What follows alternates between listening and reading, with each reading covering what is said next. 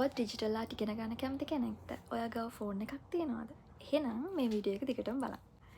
Hi! ගොඩාක් කාලෙකින් අලුත් ඩිජිටල් ආර්ට් ටියුටෝරියල් එකක් අරන් ඉන්නේ. ඇත්තටම මට අර මොනවද වැඩ ගොඩක් වැඩි වුණාම අර වැඩ මොකුත් නොකර ඉන්න කාලයක් මං පහුගිය දවස් ටිකේ ගෙවුවේ. ඉතින් හින්දා මට ඇත්තටම වීඩියෝස් කරන්න වෙලාව තිබ්බා මං කරේ නෑ. ඉතින් thank you so much අලුතින් subscribe කරපු අයට, ඊට පස්සේ වීඩියෝ එකේ comment කරපු අයට හැමෝටම thank you so much.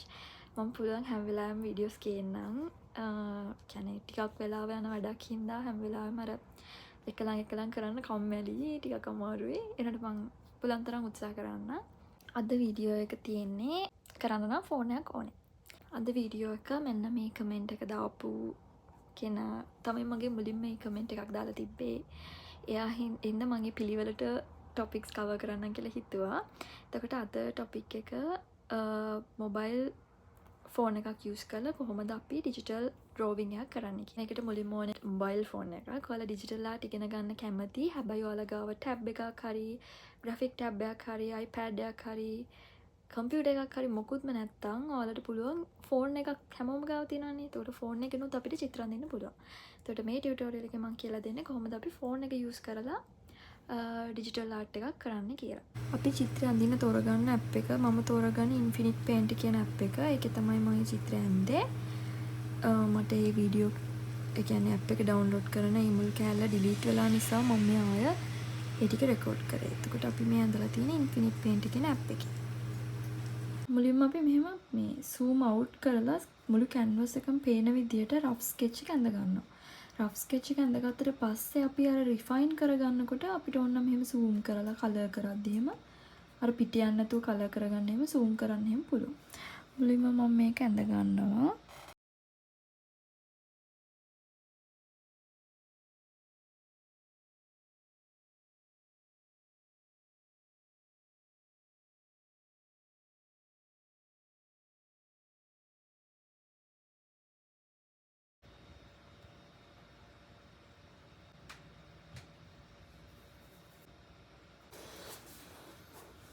මම මෙහෙම රෆ්ලි මේක ඇඳ ගන්නවා. මම ඔයාලට කියන්නම් මේක දැන් හරිම ලයින් ආර්ට් එකක් අඳින්න නැතුව මෙහෙම ඉවසීමෙන් ඔයාලට මේකේ ලයින් ආර්ට් එක හොඳට ඇඳ ගන්න පුළුවන්. හැබැයි මේ එක්සැක්ට් ලයින් ආර්ට් එක අඳින්න නැතුව අපිට මේ චිත්‍රය ඇඳ ගන්න විදි තියෙනවා. ඒ කියන්නේ අපිට මෙහෙම පොඩි අවුට්ලයින් එකක් විතරක් අරගෙන අපිට පුළුවන් කලර්ස් වලින් මේ චිත්‍රය අඳින්න. මෙතන අපිට ලේයර්ස් වලින් ලේ එකේ තමයි දැන් අපි වැඩ කරන්න යන්නේ.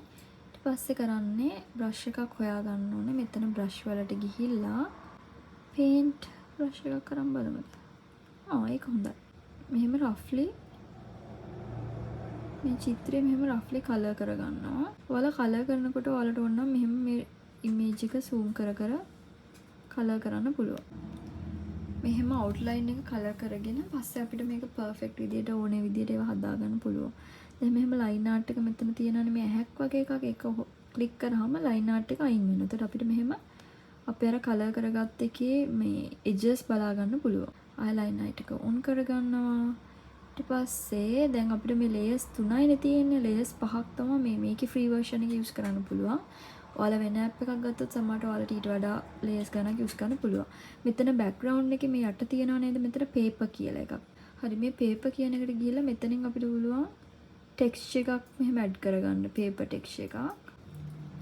මෙන්න මේ වගේ ටෙක්ස්චර් එකක් එනවා. පේපර් ටෙක්ස්චර් එකක්. canvas ටෙක්ස්චර් එකක් වගේ. ඊට පස්සේ එතනින් අපිට පුළුවන් කලර් එක මෙයාගේ බෑග්ග්‍රවුන්ඩ් එකේ තියෙන කලර් එක ග්‍රීන් වගේ හින්දා අපිට මේකේ මෙහෙම ග්‍රීන් කලර් එකක් ඇඩ් කරගන්න පුළුවන්. එතකොට මට අර ඇඳුම් වල එහෙම කලර්ස් අඳින්න ලේසි. ඊට පස්සේ යාගේ ඇඳුම අපිට ඕන විදිහට ඇඳ ගන්න පුළුවන්.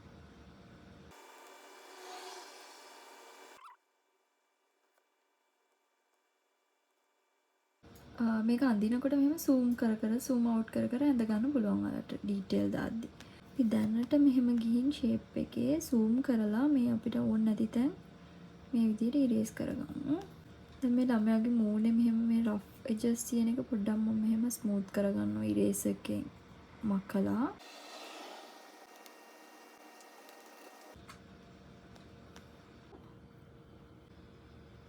හරි අපි දැන් කරන්න යන්නේ මේකේ ෂේඩ්ස් දාගන්න මම ඒකට මුලින්ම කරේ මේ ඇඳපු ලේ එකට අපි සාමාන්‍යයෙන් යූස් කර හිටිය ලේ එකට ස්කින් එක තියෙන ලේ එකට උඩින් ලේ එකට යනවා මේ ලේ එකට. ඒකට ගිහිල්ලා ඒකේ තමයි මම මේ ෂේඩ්ස් කරන්න යන්නේ.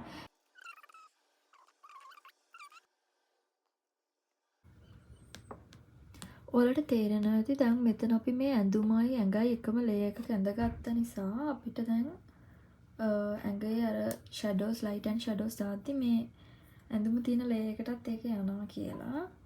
ඒක තමයි අපි අර ලයිට් ඇන්ඩ් ෂැඩෝස් දාද්දි මේ ඇඟ අඳිනකොට මෙහෙම මේ පුළුවන් තරම් අපි ලේයර්ස් යූස් කරන්න ඕනේ ඒක හින්දා. දැන් අපිට මේ සැරේ ලේයර්ස් තිබ්බේ නෑනේ මේක මම මේ පේඩ් වර්ෂන් එකක් නෙමෙයි හින්දා ඒ නිසා මං පුළුවන් තරම් අඩුම ලේයර්ස් ගානින් තමයි කරන්න ඉතින්. එයාලා ෆ්‍රී දෙන්නේ මෙච්චරක් නිසා. හරි. අපි දැන් මම කරන්නේ දැන් මේ ගවුම මෙහෙම තිබ්බාම කැත්ත නිසා අපි මේ ලේයර්ස් දැන් අපි මේකේ ස්කින් එක ඇඳලා ඉවරයිනේ. එහෙනම් මට හිතෙනවා දැන් ස්කින් එක අපි මර්ජ් කරමු කියලා. ඒ කියන්නේ මේ ස්කින් එක ලේ සිලෙක්ට් කරලා මේ මර්ජ් කියලා තියෙන එකේ ක්ලික් කරාම ඒ දෙක තනි ලේ එකක් වෙනවා. එතකොට මේ අර අපි ෂැඩෝස් ලයිට් දාපු ඔක්කොම ලේ එක තනි ලේ එකක් වෙලා තියෙනවා. දැන් මම කරන්නේ එහෙම කරන්න හිතුව තමයි ලේයර්ස් අඩු නිසා. ආයෙත් ස්කින් එක තියෙන ලේ එකට උඩින් ලේ එකක් ඇඩ් කරගන්නවා. එක ලේ එකක් ඩිලීට් කරාම අපිට ඒ වෙනුවට ලේ එකක් ඇඩ් කරගන්න පුළුවන්. දැන් අපි මේ වගේ හොඳ බ්‍රෂ් එකක් තෝරගන්න ඕනේ ඇඳුම අඳින්න. රීසන් කියන එකට ගියාම අපි අන්තිමට ඇඳපු බ්‍රෂ් අපිට හොයාගන්න පුළුවන්. මේකෙන් මේක හොඳයි. අපි වයිට් වලින් යාගේ ගවුම් ඇඳගමු. දැන් වෙන ලේ එකකින් ඉන්නේ දැන් බය නැතුව ඇඳුම ඇඳගන්න පුළුවන්.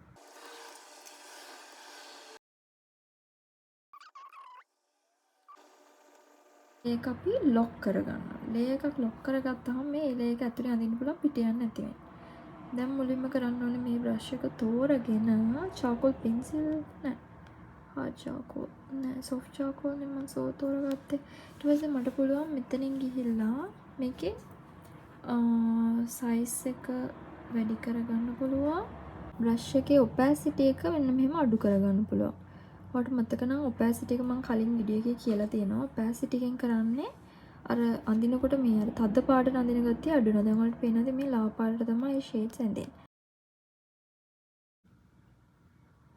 දුම මෙහෙම තියෙනවා. ඊට පස්සේ මම කරන්නේ ඇඳුමේ මේ උඩ කෑල්ලට ගිහිල්ලා මේ ඇඳුමේ මේ මල් මේ කෑල්ලට ගිහිල්ලා ඒකෙත් මෙහෙම ෂේඩ්ස් දාලා ඩිසයින් එකක් වගේ ඇඳ ගන්න.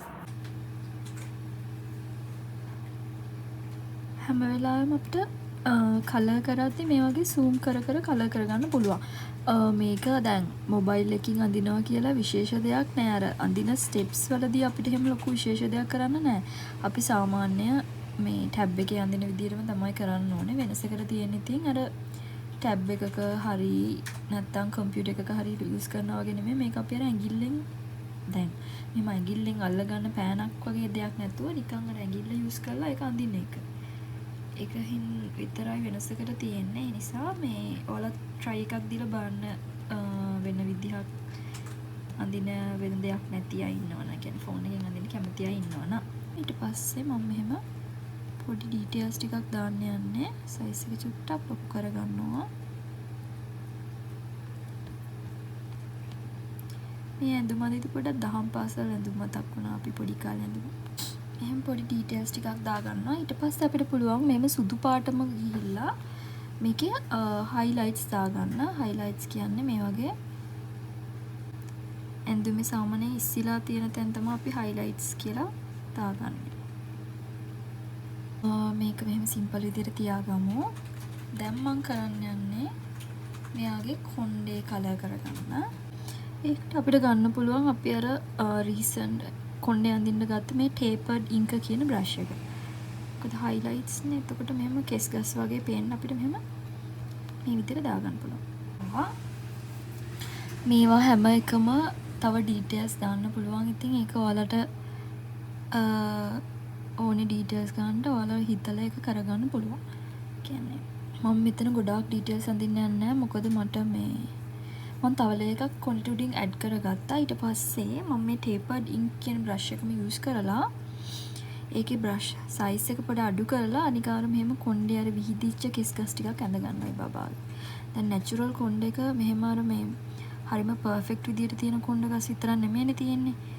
ඒ හින්දා පොඩ්ඩක් සයිස් එක තව ටිකක් වැඩි කරලා මෙන්න මේ වගේ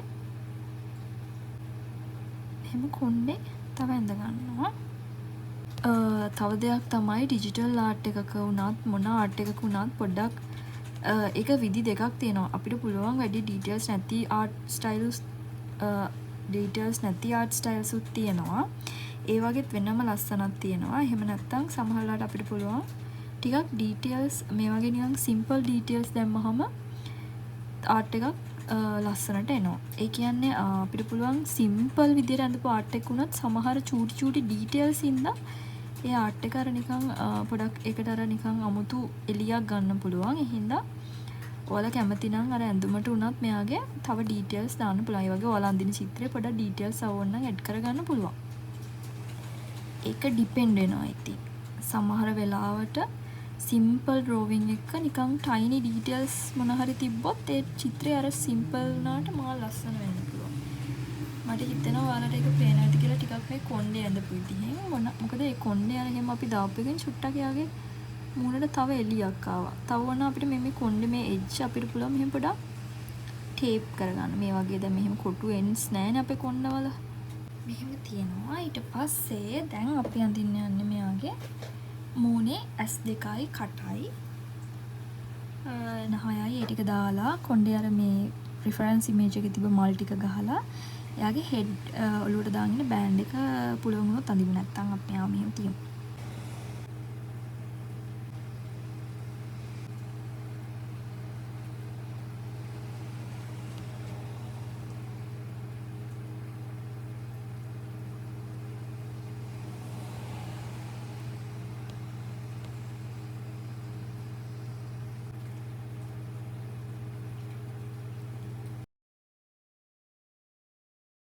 එකක් රීසන්ට් වලට ගිහිල්ලා මෙන්න මේ මොකක් හරි මේ ගෙස්චර් වයින් කියන බ්‍රෂ් එක අරගෙන පොඩි ඩාර්ක් මේකක් දෙනවා යාගේ ඇස් වලට.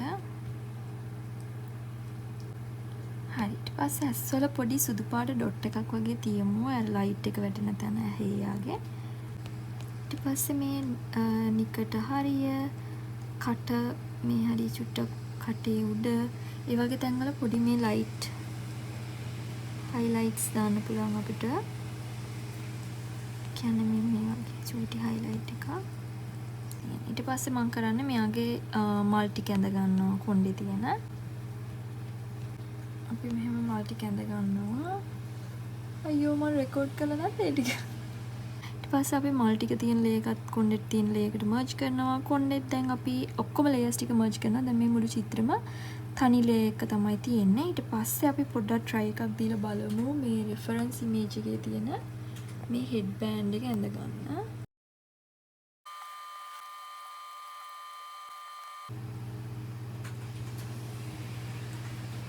පස්සේ මම මේකේ පොඩි ඉරේසර් එක අරගෙන මේ විදිහට සමහර තැන් මේ විදිහට පොඩ්ඩක් ඉරේස් කරගන්නවා. මොකද ඒක අර හිස් තැන් තියෙන පොඩි ගැප්ස් තියෙන මේ හෙඩ් බෑන්ඩ් එකක් ඉඳ.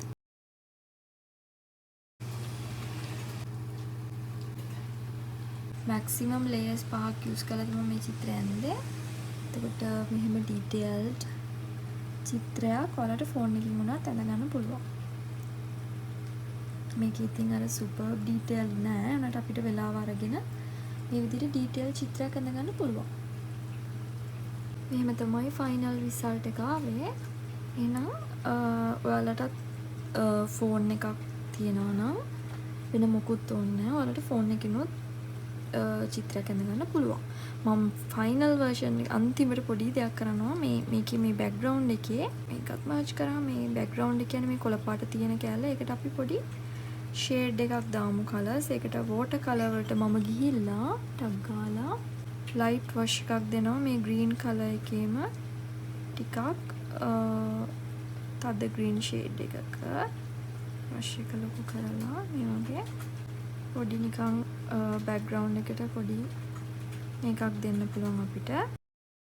මම කලිනුත් කිව්වනේ සොෆ්ට් මේ හාඩ් එජස් තියන්න නැතුව මම ඒවා ටිකක් බ්ලර් කරගන්නවා. හරි.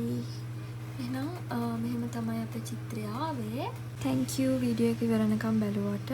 ඊළඟ ටියුටෝරියල් එකෙන් හම්බෙමු. ඉක්මනටම පුළුවන් ඉක්මනට මයි ටියුටෝරියල් එක අරන් එන්න බලන්නම්. පොඩ්ඩක් බිසි මේ දවස් ටිකේ හින්දා බලමු වැඩ එක කොහොමද වෙන්නේ කියලා. thank you. ඔයාලට ඊළඟට ඕන ටොපික්ස් තියෙනවා නම් කමෙන්ට් කරන්න. කලින් වීඩියෝස් වල කමෙන්ට් කරලා තියෙන ටොපික්ස් උත් මම වීඩියෝ වලින් අරගෙන එන්නම්.